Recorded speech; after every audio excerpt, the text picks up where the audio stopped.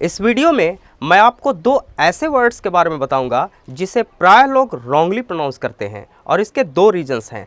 First है जानकारी की कमी की वजह से, यानी due to lack of knowledge, और सेकंड है जानते हुए भी रॉन्गली प्रोनाउंस करना क्योंकि ऐसी आदत बन चुकी है, यानी आउट ऑफ हैबिट हम ऐसा करते हैं, जिसमें मैं खुद भी शामिल हूँ।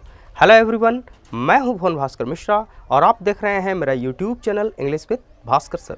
इस चैनल को करें सब्सक्राइब, बेल आइकन को प्रेस करें। आइए शुरू करते हैं। वोकेबुलरी, यहाँ फर्स्ट जो वर्ड है वो है ओ एफ और सेकंड वर्ड है ओ डबल एफ। आइए सबसे पहले प्रोनाउंसिएशन के पॉइंट ऑफ व्यू से दोनों के बीच के डिफरेंस को समझते हैं। ओ एफ जो है इसका प्रोनाउंसिएशन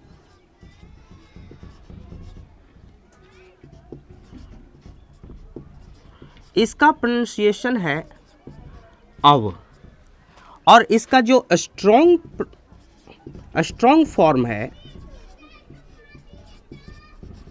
वो है ओव। यानी ओ एफ का जो प्रोनाउंसिएशन है, नॉर्मल प्रोनाउंसिएशन, वो है अव, और जो स्ट्रॉन्ग फॉर्म है वो है ओव, और ज़्यादातर इसी स्ट्रॉन्ग फॉर्म का यूज़ हम लोग करते हैं। अब आइए ओ डबल एफ के प्रोनाउंसिएशन को जानें।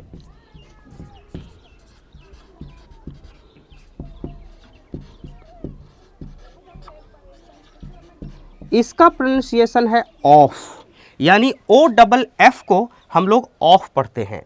यानी ओ एफ का नॉर्मल प्रोनाउंसिएशन है अब, स्ट्रॉन्ग फॉर्म है इसका ऑफ, और ओ एफ को हम लोग ऑफ पढ़ते हैं। और आमतौर पे हम लोग ऐसा करते हैं कि दोनों ही को ऑफ पढ़ देते हैं, जो कि गलत है। आउट ऑफ हैबिट ही हम लोग ऐसा करते हैं, जबकि प्रोनाउंसिएशन में दोनों का डिफरेंस है।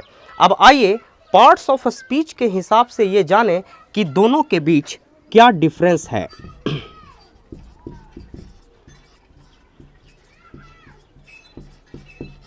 पार्ट्स ऑफ स्पीच के हिसाब से अब जो है वो है प्रीपोजिशन, और ओ डबल एफ ऑफ जो है वो पार्ट्स ऑफ स्पीच के हिसाब से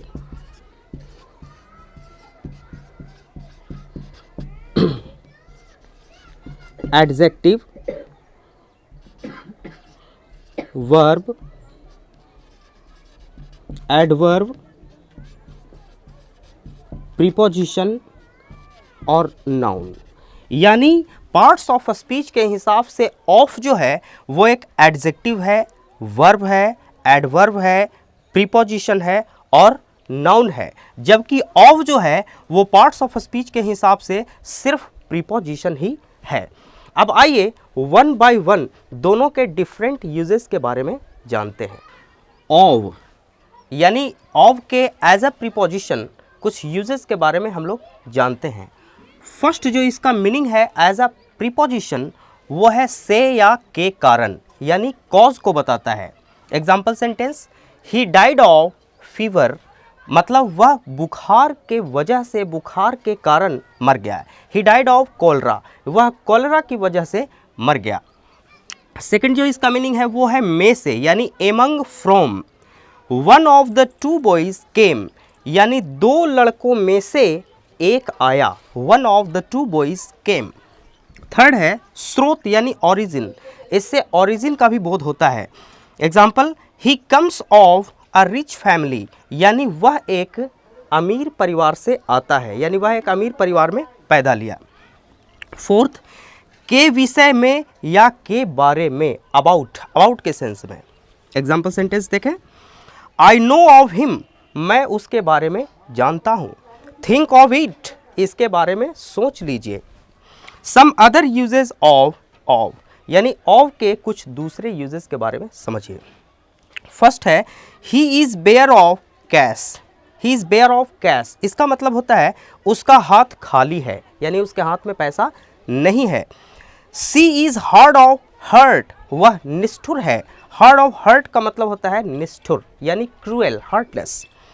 थर्ड देखें, they robbed him of his money, यानी उन लोगों ने उसका पैसा लूट लिया। अब आइए ओ डबल एफ ऑफ का एज अ प्रीपोजिशन कुछ मीनिंग्स को डिस्कस करें। ऑफ एज अ प्रीपोजिशन, इसका जो फर्स्ट मीनिंग है वो है से अलग होने का भाव, यानी सेपरेशन का भाव। एग्जाम्पल सेंटेंस देखें, he is of duty today, इसका मतलब है वह आज काम से अलग है, यानी छुट्टी पर है। ऑफ ड्यूटी है यानी छुट्टी पर है, काम से अलग है, ऑफ ड्यूटी। सेकेंड इसका एग्जाम्पल सेंटेंस देखें, he fell off the ladder, fell off the ladder, यानी वह सीढ़ी से छिटक कर दूर गिर पड़ी। फेल ऑफ द लैडर का मतलब सीढ़ी से छिटक कर दूर जा गिरी। सेकेंड जो इसका मीनिंग है एज अ प्रीपोजिशन, वो है निर्धारित लक्ष्य से दूर हो जाना।